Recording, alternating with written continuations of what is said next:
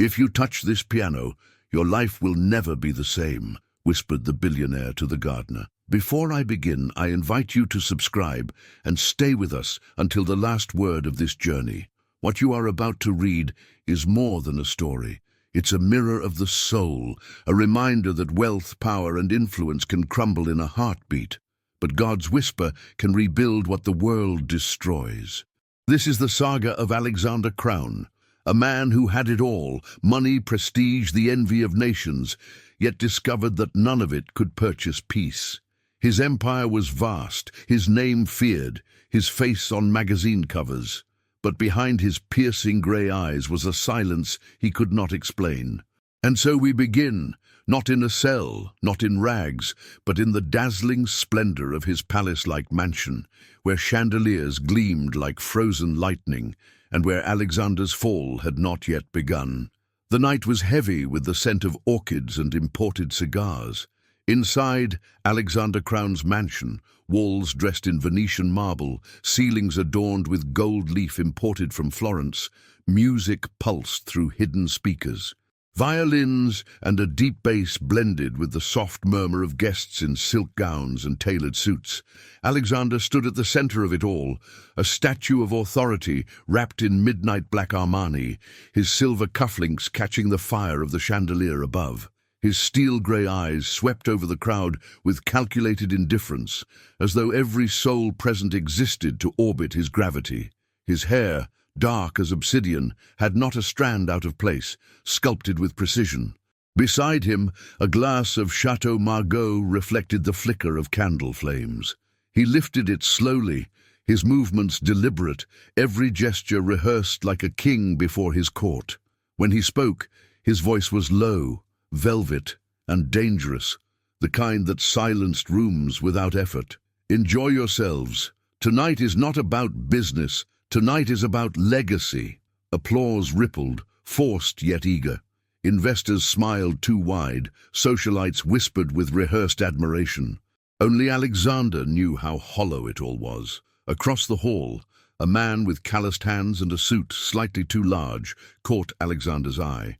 His financial advisor, Daniel Mercer, loyal, cautious, always on the verge of warning him about something Alexander refused to hear.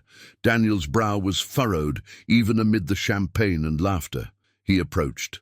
"Alexander, may I have a word?" Alexander's smirk deepened. "Daniel, relax. Tonight is not for numbers. Look around you, power is music, and tonight it plays for me." But Daniel's tone didn't match the glitter of the evening. Power can vanish faster than the echo of a violin. For the first time, Alexander's jaw tightened, yet he dismissed the unease with a flick of his wrist, pivoting to greet a senator's wife who clung to her pearls like talismans. Outside, the Lebanese cedar doors of the mansion creaked under the night breeze. The scent of jasmine mixed with the salt of the nearby ocean. In that silence, the gardener, an old man with wrinkled hands and eyes like still water, tuned the strings of a grand piano placed carelessly in the garden for display. Alexander stepped out for air, leaving the clamor behind. He watched the old gardener's fingers glide over ivory keys. A melody rose, fragile and haunting. Alexander scoffed. "Do you even know who owns that instrument you're touching?" The gardener didn't look up. His voice was a whisper carried by the wind. "If you dare to touch this piano, Mr. Crown, your life will never be the same." Alexander froze. For the first time that night, the wine in his hand tasted bitter. The music continued. The night deepened. Somewhere beyond the marble walls, storm clouds gathered. Morning sunlight poured through the floor-to-ceiling windows of Alexander Crown's penthouse office, splintering into shards across the polished mahogany desk. From the 72nd floor, the city sprawled beneath him like a kingdom at his command, bridges glimmering with traffic, skyscrapers bowing to the horizon. Alexander leaned back in a leather chair stitched from Italian hide, a silver pen balanced between his fingers. The room smelled faintly of cedarwood cologne and freshly brewed Kenyan coffee. A massive oil painting, the triumph of Caesar, hung behind him, a not-so-subtle reminder of how he viewed his own life. But today, the air felt different. He sensed it in the pause before his assistant knocked, in the nervous shuffle of Daniel Mercer as he entered, carrying a folder pressed tightly to his chest. "Speak," Alexander commanded, eyes never leaving the skyline. Daniel hesitated, his blue tie crooked, face pale under the weight of truth. "The Securities Commission is investigating irregularities in Crown Enterprises' offshore accounts. Whispers are already leaking to the press." "If we don't act," Alexander cut him short, his voice a blade. "Irregularities? Daniel, empires are not built on purity. They are built on power, and power bends rules." Daniel's reply was soft, yet unyielding. "But rules have a way of snapping back." The silence that followed was broken by the faint hum of the city below, like a choir warning of an unseen storm. Alexander tapped the pen against the desk, his mind racing yet his face unreadable. The intercom buzzed. His assistant's voice trembled. "Sir, there's a reporter downstairs asking questions about you." For the first time, Alexander felt heat rise at the base of his neck. He stood, adjusting his cufflinks as though armor could silence doubt. Crossing the office, his footsteps echoed against the marble floor, measured, commanding, yet faster than he intended. On the elevator ride down, his reflection in the mirrored walls stared back with merciless clarity. The sharp jawline, the tailored charcoal suit, the flawless image, yet behind the mask, a flicker of something foreign. Fear. The lobby was alive with camera flashes. Voices collided in chaos. "Mr. Crown, did you falsify records? Are investors being defrauded? Is it true the government is preparing charges?" Alexander raised a hand, silencing them as he had silenced boardrooms and parliaments. "Gentlemen, my empire stands unshaken. Rumors are the currency of the weak. I deal in truth, in success, in legacy." Applause followed from his entourage, carefully planted to drown the questions. Yet as he walked to his limousine, a boy selling newspapers caught his eye. The headlines screamed in bold letters, "Crown under fire, fraud investigation widens." The boy's gaze met his, innocent, unafraid. And in those eyes, Alexander saw something he could not purchase, silence, or own. The door of the limousine closed behind him with a hollow thud. The leather seat smelled of power and polish. Yet for the first time, Alexander felt as if he were sitting inside a coffin lined with velvet. Outside, storm clouds rolled heavier over the city, their shadows swallowing the skyscrapers he once believed eternal. The storm that had threatened the city the night before broke with a vengeance by morning. Rain lashed against the glass walls of Crown Tower, smearing the skyline into a blur of grey. The usual hum of traffic below sounded muffled, as though even the city itself recoiled in silence. Alexander Crown stood before the massive window of his private office, hands clasped behind his back, his reflection fractured by streams of water. The man in the glass looked untouchable, sharp jaw, tailored navy suit, silk tie resting flawlessly. Yet for the first time in years, Alexander felt a faint dissonance between the man staring back and the man standing here. The door creaked open. Daniel Mercer entered with cautious steps, carrying another stack of documents that looked heavier than their weight. His face was drawn, his eyes red-rimmed from nights without sleep. "Alexander," Daniel began, voice low, "the Commission has moved forward with subpoenas. They're demanding full access to our offshore holdings." Alexander didn't turn. "And what of our friends in high places? I assume they haven't forgotten who built their campaigns, their reputations, their legacies." Daniel's throat tightened. "Some are distancing themselves. Fast. There are whispers you've become a liability." At last, Alexander turned.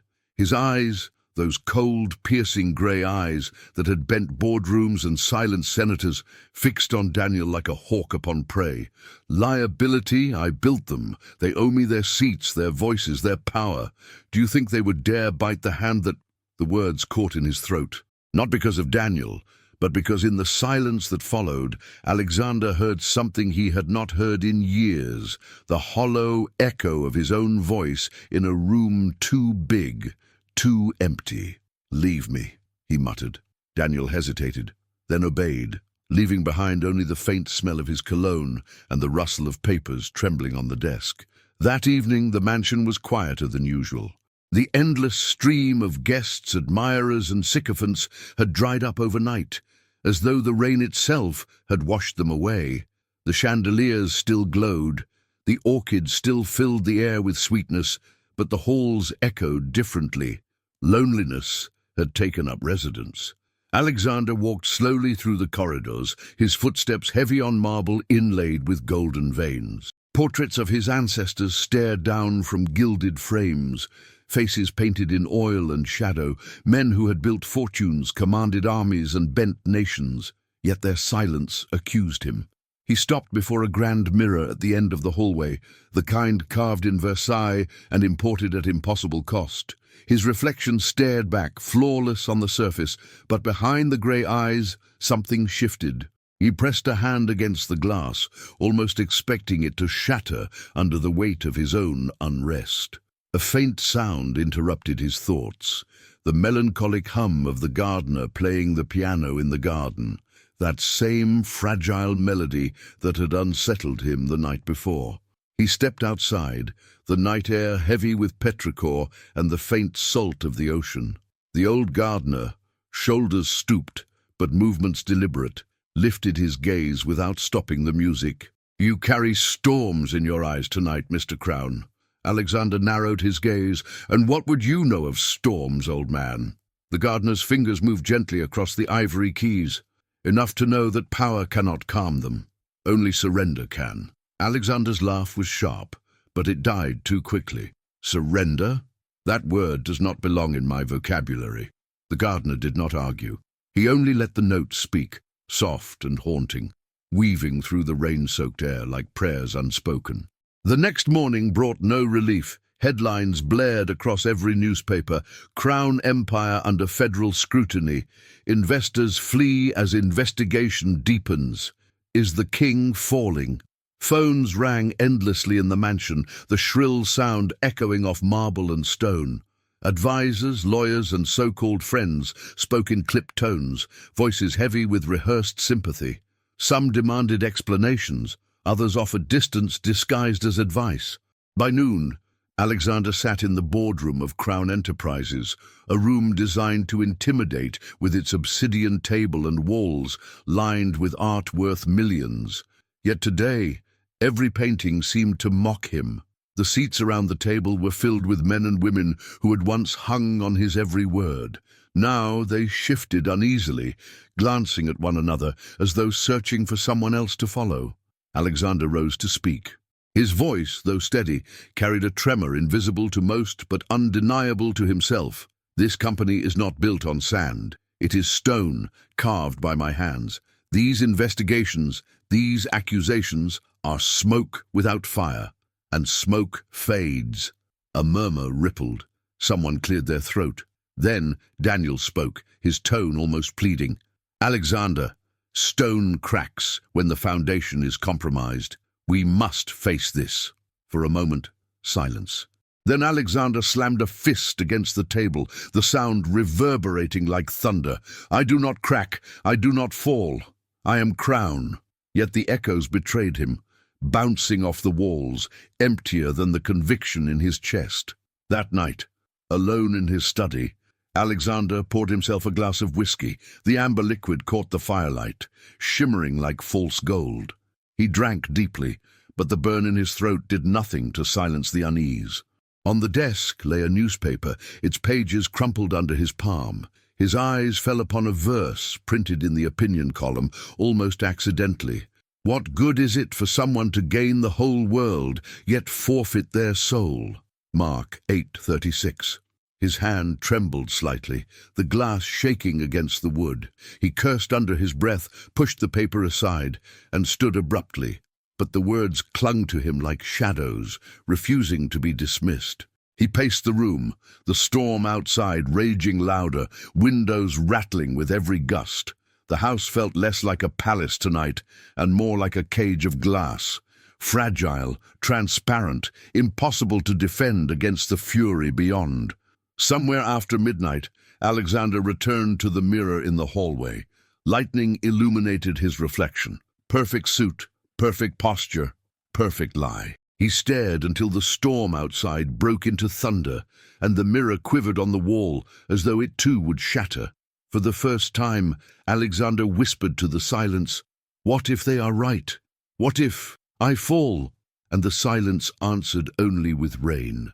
The morning began not with the scent of orchids or the warmth of imported coffee, but with the sharp, metallic click of a key turning in a lock. Alexander awoke in his mansion, but the sound did not belong there. It echoed in his mind, a shadow of something yet to come. He shook it off, dressing in a charcoal suit, the kind that once made men bow without a word. But today, the fabric clung to him differently, heavier, as though it already knew its time in palaces was ending. He descended the marble staircase to find Daniel waiting in the foyer, rain dripping from his coat, eyes hollow. "They're moving faster than expected," Daniel said without preamble. "Federal prosecutors are filing charges this afternoon. Fraud, embezzlement, conspiracy." Alexander's jaw clenched. "Conspiracy requires traitors, and traitors require names. Whose names are they speaking?" Daniel's silence was answer enough. The weight in Alexander's chest pressed harder than the tie knotted around his throat. By noon, the mansion was swarmed. Black SUVs lined the driveway, their tinted windows reflecting only storm clouds. Journalists gathered beyond the wrought iron gates, their umbrellas a sea of black. Microphones raised like spears.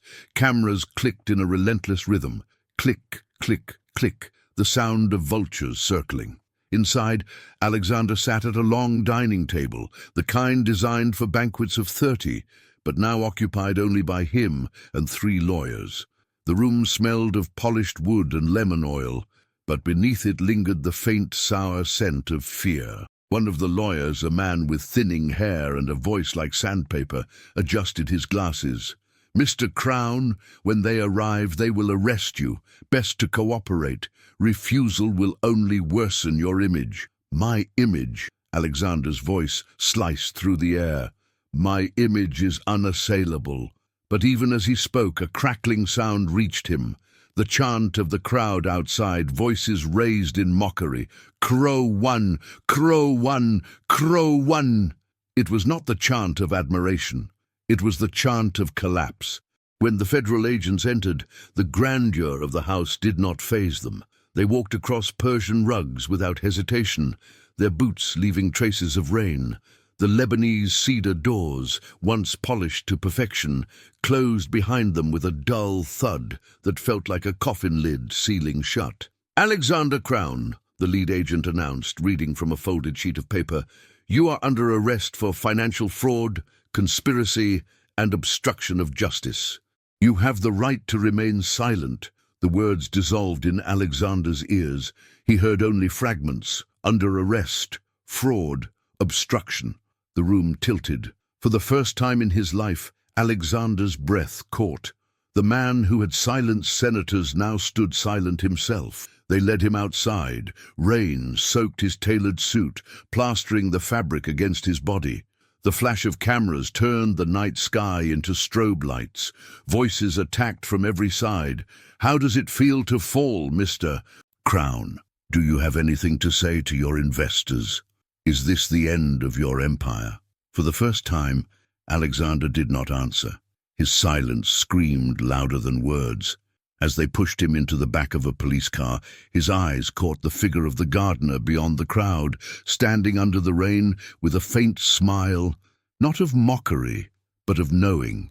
His wrinkled hands rested on the piano's closed lid, as if waiting. The car door slammed shut. The holding cell was nothing like marble halls.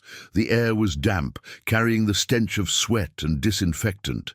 The walls were bare concrete, their greyness an insult to a man who had surrounded himself with gold.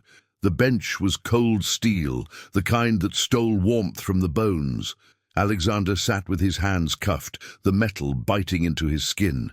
His reflection no longer belonged to mirrors framed in gold, but to a dirty window that barely let in light. For hours, no one spoke to him. When finally a guard entered, he was a burly man with tired eyes. He dropped a tray on the bench beside Alexander. Bread, watery soup, a cup of lukewarm water. "Dinner," the guard said flatly. Alexander stared at the tray. The bread was hard, the soup thin, the water cloudy. He thought of the banquets, the wine that had flowed like rivers, the delicacies flown in from Paris, Tokyo, Istanbul. For the first time, the memory tasted bitter. He looked up at the guard. "Do you know who I am?" The guard paused, then leaned close, his breath carrying the scent of stale coffee. "I know exactly who you are. You're a man who thought his crown would never fall." And with that, he walked away, leaving Alexander with the echo of his footsteps. Hours bled into night. Alone, Alexander leaned back against the cold wall, his breath fogging faintly in the chill. For the first time in decades, no one came to him for answers, favors, or power. He was invisible, forgotten. A voice from the neighboring cell broke the silence. Rough, weary, yet strangely steady. "They say power makes men gods, but in here, power makes men ghosts." Alexander turned. In the dim light, he saw a man sitting cross-legged on the floor, his face half in shadow, eyes reflecting a strange calm. "Who are you?" Alexander demanded. The man's lips curved in a faint smile. "A prisoner, like you, but freer than you'll ever be, unless you find what you've been running from." Alexander frowned. "And what would that be?" The man's answer came without hesitation. "God." Alexander leaned back against the wall, laughter bubbling up but breaking halfway, hollow. Yet the words clung to him, wrapping around the silence like a chain he could not shake. For the first time in his life, Alexander Crown did not know whether he was laughing at madness or trembling before truth. The first night in prison stretched like an endless corridor. The air was thick with the odor of damp stone, rust, and sweat that no amount of disinfectant could erase. Every sound seemed amplified: the clanging of metal doors, the coughs of unseen men, the shuffle of boots on concrete. Alexander lay on the narrow cot, its mattress thin as paper, springs digging into his back like accusations he could not escape. His tailored world of silk sheets and feathered pillows had evaporated. Now he was clothed in rough fabric that scratched his skin, a uniform the same dull color as the walls, grey, like ash after fire. Sleep mocked him. Every time he closed his eyes, he saw flashes of the cameras outside the mansion, the sneers of men who once smiled at his banquets. He saw the gardener's wrinkled hands on the piano, heard again the haunting words, "If you touch this piano, your life will never be the same." And beneath it all, a deeper silence, his own heart echoing emptiness. At dawn, light filtered through barred windows in weak strands, painting pale lines across the floor. The clang of keys announced breakfast, a plastic tray of oatmeal, lukewarm milk, and bread harder than stone. Alexander barely touched it. His appetite had fled, replaced by a gnawing hollow that food could not fill. Across the cell, the other prisoner stirred. He was a man in his 50s, skin weathered like parchment, eyes dark but strangely alive. His hair was streaked with silver, his beard rough. Yet despite his tattered clothes, there was a stillness about him, like a man who had made peace with storms long ago. He broke the silence with a voice calm, almost soothing. "You're Alexander Crown." Alexander looked up sharply, his pride instinctively rising. "You recognize me." The man nodded. "Hard not to. Your face has been on every screen, every paper. The man who built empires. The man who thought marble would last forever." Alexander's lips curled into a smirk, though it felt brittle. "And yet here I am, sharing a cell with you. Life is cruelly ironic." The man's eyes didn't waver. "No, life is honest. It strips away what lies to reveal what remains. That's not cruelty. It's mercy, though it doesn't feel like it." Alexander scoffed, though the words unsettled him. "Mercy? Is this what you call mercy? Concrete walls, iron bars, filth, chains?" The prisoner leaned forward, his gaze piercing. "Sometimes mercy looks like chains, because chains stop us from running further into our own destruction."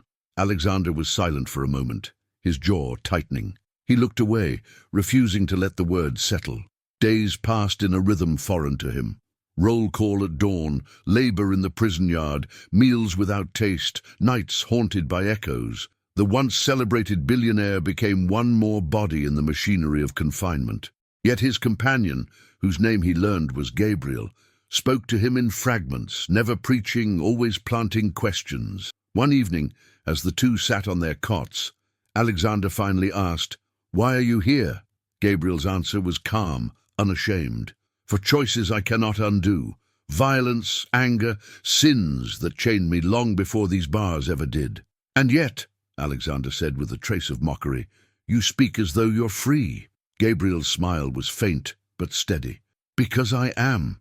Prison took my body. God freed my soul." The words landed heavy. Alexander turned them over, unwilling to admit the strange sting in his chest.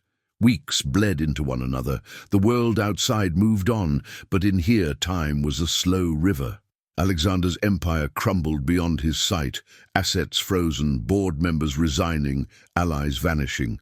Papers delivered each morning carried headlines that stabbed deeper than any barbed wire. Crown Enterprises collapses under weight of scandal. Former allies deny connection to fallen tycoon. Untouchable. Crown now just another number. Each headline carved away at his pride. He would crumple the pages, yet the ink seemed to stain his fingers, impossible to wash off. One night, unable to bear it, Alexander slammed a fist against the wall. "I had it all. Power, wealth, influence. I was a king." Gabriel looked at him steadily, his voice gentle but firm. "And now you see the truth. You never owned any of it. It owned you." Alexander's breath came ragged. His fists trembled. "Then what do I have left? Tell me." Gabriel's reply was soft, almost like a prayer. "The one thing you cannot buy, build, or steal. The thing that was waiting for you all along. God." The words echoed in the cell long after Gabriel fell silent. That night, Alexander did not sleep. He lay awake, staring at the cracked ceiling, his mind a battlefield. Pride roared, "You are crown, you bend nations." But another voice, quieter, persistent, whispered through the storm, "What good is it for a man to gain the whole world yet lose his soul?" He turned to the wall, shutting his eyes. But no wall, no darkness, no wealth long lost could drown the whisper that now refused to leave. The summons came at dawn. Guards rattled the bars with steel batons, their voices gruff, commanding, "Crown, on your feet! You've got a hearing." Alexander stirred from the cot, his eyes heavy with nights of fractured sleep. The thin mattress had left grooves in his back, but he straightened with practiced dignity. Even stripped of silk suits and velvet halls, he carried himself like a man carved from marble. The uniform clung to him, coarse and faded, yet he adjusted the collar as if it were tailored Armani. Pride had not yet surrendered, though it wavered like a candle in wind. Gabriel, seated cross-legged on his cot, lifted his gaze. "Today the world will put its crown on your head, or strip it away completely." Alexander scoffed, though his throat was dry. "The world never gave me my crown. I forged it myself." Gabriel's voice was steady. "Then why are they the ones who can take it?" The words lingered, sharp as broken glass. The ride to the courthouse was silent. Handcuffs bit into Alexander's wrists, their cold bite an insult he could not ignore. The van smelled of rust and stale sweat. Through the barred window, the city passed by. Streets he once owned with his presence, skyscrapers that bore his name on plaques of bronze. Now they blurred like strangers turning their backs. When the van stopped, a roar greeted him. Reporters crowded the courthouse steps, microphones and cameras like weapons aimed at his chest. Their questions fired in rapid succession. "Mr. Crown, will you plead guilty? Do you regret betraying the trust of millions? What do you say to those who lost everything?" Alexander kept his chin high, grey eyes fixed ahead. But inside, his stomach churned. He heard in their words not questions, but verdicts already written. The guards ushered him through marble pillars that once symbolized law and order, but now loomed like judgment itself. Each step echoed, heavy, final. The courtroom was colder than the cell. Wood polished to a dull shine reflected harsh fluorescent lights. A dozen eyes stared from the jury box, unreadable. Rows of benches were filled with journalists, ex-investors, former allies, even strangers who had once toasted his success. Now they leaned forward, eager to watch his ruin. Alexander's lawyers sat at his side, papers stacked, arguments rehearsed, yet their hands trembled. Their voices lacked conviction. They were men fighting to protect a collapsing tower already leaning beyond repair. When the judge entered, the room rose. The sound of the gavel striking wood was like thunder splitting the sky. "State your plea," the judge intoned. Alexander rose slowly, every movement calculated. His voice, though deep, betrayed the faintest tremor. "Not guilty." Gasps rippled. Some scoffed. Others laughed bitterly. Across the aisle, the prosecution presented documents, testimonies, evidence gathered from years of excess. Offshore accounts, falsified records, whispers of bribes, all unfolded like a theater performance staged against him. Every word was a blade, stripping away layers of his carefully crafted image. Alexander clenched his fists, jaw rigid. Yet when he glanced at the gallery, what pierced him most was not the evidence, but the faces. A senator who once praised him now stared with cold detachment. A business partner whispered to a journalist, smirking. Even distant relatives sat with folded arms, their eyes declaring him guilty long before the verdict. For the first time, Alexander felt the weight of abandonment crush harder than the charges themselves. That night, back in the cell, silence enveloped him. He sat hunched on the cot, elbows on knees, hands tangled in his hair. Gabriel watched him quietly before speaking. "They tore away what you thought eternal." Alexander's voice cracked, harsh and bitter. "They devoured me alive. Every last one of them. Men I built, men I fed, men who kissed my hand. Now they spit on my name." Gabriel's reply was soft, like rain tapping on stone. "When you build on sand, the tide always comes." Alexander's head snapped up, eyes blazing. "And what would you know of tides? You speak as if you've never fallen." Gabriel leaned forward, his voice steady, unwavering. "I fell harder than you. My hands were stained with blood I cannot wash. I lost family, freedom, years of my life, but in losing everything I gained the only thing worth keeping."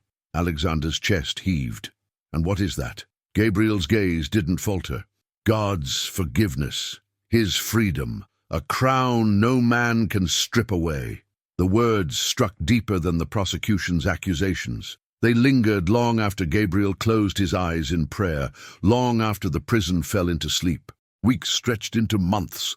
The trial dragged on, each hearing another wound. Witnesses who once praised him now testified against him. Evidence piled higher. His lawyers grew quieter, and yet, amid the ruin, something shifted within him. Each night, as he wrestled with rage, Gabriel would share fragments of Scripture, not as weapons, but as whispers. "The Lord is close to the brokenhearted," Psalm 34:18. "Though I walk through the valley of the shadow of death, I will fear no evil." Psalm 23:4. "You will know the truth, and the truth will set you free." John 8:32. Alexander mocked at first, then grew silent, then listened. The words gnawed at the walls he had built around his heart. One night, unable to bear the silence, he whispered, "And if I don't believe? If God is nothing but another story?" Gabriel's eyes opened slowly. "Then you will remain exactly as you are, powerful in men's eyes but empty in your own. But if you dare to believe, even for a moment, chains heavier than iron will break." Alexander turned away, but his eyes burned. For the first time in years, he felt something he could not define: longing. On the final day of the trial, the gavel struck again. The judge's voice thundered, "Alexander Crown, this court finds you guilty on all counts." The words hung in the air like a death sentence. Murmurs erupted, pens scribbled, cameras flashed. Alexander closed his eyes, his chest tightening. Yet strangely, amid the ruin, a different voice whispered within him, "Perhaps this is not the end. Perhaps this is where it begins." The sentence echoed long after the courtroom emptied, guilty on all counts. Those 3 words clung to Alexander like chains, heavier than any iron the guards clasped around his wrists. Back in his cell, the noise of the trial replayed in his ears. The laughter of journalists, the whispers of betrayal, the click of pens scribbling his ruin into history. He pressed his palms against his temples, as though he could crush the memories into silence.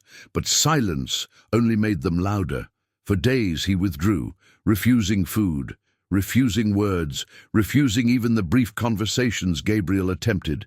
The cot became both his throne and his tomb. Pride whispered, "You are still crown, you will rise again." But despair answered, "Crown is dead.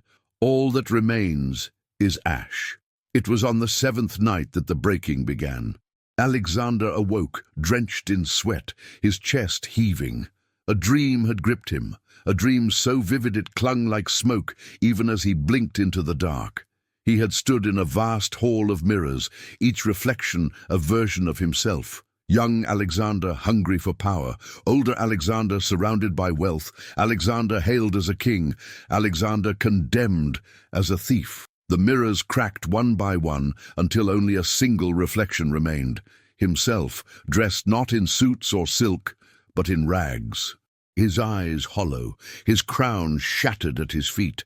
A voice thundered through the dream, not of man but of eternity. What does it profit a man to gain the whole world, yet lose his soul? He jolted awake, the words pounding in his chest like a second heartbeat. Across the cell, Gabriel stirred. "Another storm in your sleep?" Alexander's voice broke as he whispered, "I saw myself broken, stripped of everything, and a voice. It asked me about my soul." Gabriel leaned forward, his eyes glimmering in the faint light that seeped through the barred window. "Then you heard truth." Alexander's fists trembled. "Truth? My truth is ruin. My name is dust. My empire lies in rubble. What is left of me?" Gabriel's tone was firm, almost urgent. "What is left is what matters most. You, a soul that God has been chasing even through your palaces, even through your pride." Tears burned Alexander's eyes, but he refused to let them fall. For decades he had stood unshaken before kings, senators, and enemies. But now, in a cell of concrete and shadows, the fortress of his pride finally began to crack. "I don't know how to believe," he admitted, voice raw. "I built everything with my own hands. I trusted no one but myself. If I bow now, am I not weak?" Gabriel's reply was quiet, but each word fell like a stone into still water. "No, you were weakest when you thought yourself strongest. Bowing is not weakness, Alexander. Bowing to God is the only strength that cannot be taken away." The silence stretched. Then, almost against his will, Alexander whispered, "Then what must I do?" Gabriel rose from his cot, kneeling in the dim light. "Speak to him. Not as a king, not as a tycoon, but as a man. Tell him your ruin, tell him your need. He already knows, but he waits for your voice." Alexander hesitated, his throat tightened, words choking. Finally, he fell to his knees beside Gabriel, the cold concrete biting into his skin. His hands, once adorned with gold rings, now shook bare against the floor. For the first time in his life, Alexander Crown prayed. It was not eloquent. It was not rehearsed. It was jagged, torn, desperate. "God, if you are real, if you hear me in this pit, I am broken. Everything I built is gone. I have nothing left. I don't even know how to believe. But if you are there, if you can forgive me, I'm asking. I'm begging, show me mercy." The words left him trembling. Silence followed, yet it was not the same silence as before. This silence carried weight, warmth, presence, as though the air itself bent closer. Gabriel placed a hand on his shoulder, whispering, "Welcome home." That night, Alexander wept. Decades of arrogance, ambition, and greed spilled out of him in tears he could not stop. He wept for the empire lost, but more for the years wasted. He wept for faces of those he had trampled, for the hollowness that had driven him. He wept until exhaustion pulled him into sleep, yet his last thought was not despair, but a faint, unfamiliar spark. Hope. Days after, something in him shifted. The walls were still grey, the food still tasteless, the chains still heavy, but inside a strange freedom began to grow. Where once he spat at headlines, now he folded the paper carefully, searching not for what men said, but for glimpses of something higher. Where once he barked at guards, now he nodded, even murmured thanks. Where once silence suffocated him, now he whispered prayers into the dark, not always knowing what to say, but speaking anyway. Gabriel watched quietly, offering verses in moments of doubt. If anyone is in Christ, he is a new creation. The old has gone, the new has come. 2 Corinthians 5:17. Though your sins are like scarlet, they shall be as white as snow. Isaiah 1:18. Alexander held onto those words like lifelines, though his mind still wrestled with shame and fear. One afternoon, as the prisoners were led into the yard, Alexander lifted his face to the sky. The sun, pale through iron bars, felt warmer than it had in months. He closed his eyes, breathing deeply. For the first time, he did not feel forgotten. In that moment, he whispered words that startled even himself. "Thank you." And though the yard still stank of sweat and smoke, though laughter of criminals still echoed, Alexander felt as though heaven had heard. That night, Gabriel spoke once more. "The crown you wore has fallen, but a greater crown awaits, one no man, no court, no failure can remove. Do you see it yet?" Alexander met his gaze. For the first time, his grey eyes no longer looked like steel. They shimmered with something softer. "I don't see it," he admitted, "but I think I believe it's there." Gabriel smiled. "Then your journey has begun." The days after Alexander's first prayer felt different. The grey walls were still grey, the food still bland, the chains still cold, but within him something had shifted. He carried a spark, fragile yet alive, like a flame cupped between trembling hands. But sparks invite wind, and prisons know how to snuff hope. It began with whispers in the yard. Men who once ignored him now circled closer, sneers curling on their lips. "The king's praying now," one muttered. "Mr. Crown, on his knees like the rest of us." Laughter followed, sharp as knives. Another added, "Maybe his God will wire him money for better bread." Alexander clenched his fists, but forced them open. He remembered Gabriel's words, "Bowing is not weakness." Still, shame burned his cheeks. Pride screamed for him to rise, to lash back with the venom that once silenced boardrooms. Instead, he bowed his head, whispering under his breath, "Lord, help me stand still." That night in the cell, Gabriel nodded knowingly. The fire has started. Faith must be tested before it shines. The second blow came in the form of a newspaper. A guard tossed it onto his cot with a smirk. The headline roared, "Crown Enterprises officially dissolved. Former allies profit from his fall." Alexander's chest tightened as he scanned the words. His life's empire, sold off in fragments, devoured by men who once toasted him with champagne. Photos showed his mansion auctioned, luxury cars lined up for buyers, his art collection dismantled piece by piece, even his nameplate removed from the skyscraper that once bore it. He dropped the paper to the floor. His hands trembled. Everything gone. Gabriel picked up the page, folding it gently. Ashes. That is what you built on. And ashes cannot last. But from ashes, God can bring beauty. Alexander shook his head, tears stinging. "But I feel nothing but loss. How do I believe beauty can rise from this?" Gabriel placed a hand over his heart. "You don't feel it yet. You trust it." The third trial was darker still. One night, as Alexander returned from the showers, 3 inmates cornered him in a dim corridor. Their eyes glinted with malice, fists tightening. "Well, well," one sneered, "the mighty crown. Think your prayers will save you here?" The first punch landed against his ribs. The air knocked from his lungs. He staggered, pain blazing white-hot. Another strike split his lip, metallic taste flooding his mouth. He collapsed to his knees, the world spinning. Pride told him to curse, to fight, to roar like the king he once was. But in that moment, battered and bleeding, another whisper surfaced, gentle, persistent, "Forgive them." Through gritted teeth, Alexander lifted his gaze. His voice, though weak, carried something new. "Do what you want, but I forgive you." The words stunned the attackers for a breath. Confusion flickered in their eyes before they shoved him aside and vanished into the shadows. Alexander lay on the floor, blood dripping onto concrete. His body ached, yet his soul felt strangely lighter. When guards found him and carried him back, Gabriel looked at his battered face and smiled. The fire burns hottest before gold shines. Weeks later, a chaplain visited the prison. He carried a Bible, its leather worn, its pages soft from use.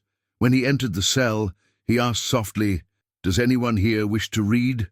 Gabriel gestured toward Alexander. "He does." Alexander hesitated, then reached for the book. The leather was cool under his fingers, the weight unfamiliar yet steady. He opened it at random. His eyes fell upon words that pierced him like light-breaking stone. "Though you have made me see troubles, many and bitter, you will restore my life again. From the depths of the earth you will again bring me up." Psalm 71:20. His lips trembled as he whispered the verse aloud. Tears blurred the page, but this time they were not only tears of grief. They were tears of something new, tears of hope. That night, as Alexander prayed, he no longer begged only for mercy. He thanked. Thanked for breath, for Gabriel, even for chains that had led him here. He whispered for strength, not escape, for forgiveness, not vengeance. And in the silence that followed, he felt it, a presence, warm and steady, filling the cracks where pride once lived. The empire was gone. The crown had fallen, but in its place something greater was being forged, a crown no man could strip away. The years passed, measured not by calendars but by seasons of the soul. The marble halls of Alexander Crown's empire had long been reduced to memory. The world had moved on, his name a fading headline buried under newer scandals, fresher idols. Yet within the cold walls of his cell, a different story was being written. On a quiet morning, when the prison stirred only with the faint clank of distant gates, Alexander sat alone on the edge of his cot. His hair had thinned, streaked with grey, his once imposing frame softened by time. Yet his eyes, once like steel, now carried a gentleness unknown in his days of power. He opened the worn Bible the chaplain had left years before. Its pages were creased, edges frayed, ink smudged by countless tears. He read slowly, lips moving in silence, savoring every word like bread for the starving. "The Lord is my shepherd, I lack nothing. He makes me lie down in green pastures. He leads me beside quiet waters. He refreshes my soul." Psalm 23, 1-3. Alexander closed his eyes.